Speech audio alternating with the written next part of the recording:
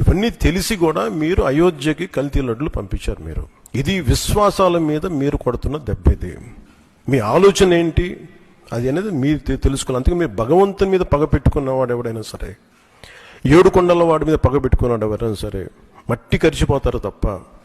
మీరు ఇలా బుకాయించుకొని చేసిన తప్పులు క్షమాపణ వేడుకోండి తప్ప మీరు కూర్చోబెట్టి మేము క్షమాపణ, మీరు భగవంతుడికి మీరు క్షమాపణ చెప్పాలి, 7 కొండల వాడికి మీరు క్షమాపణ చెప్పాలి.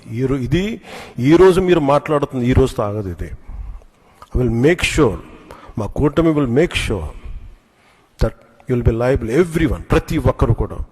ఎంత టైం పడద్దు, ఏం టైం పడద్దు అనేది సిబిఐ ఫర్దర్ రిపోర్ట్ రావాలి, అది కేసులోకి మన కోర్టులకు వెళ్ళాలి. అన్నీ అయిన తర్వాత ప్రతి ఇది అయితే మేము 100% దీన్ని వదలం.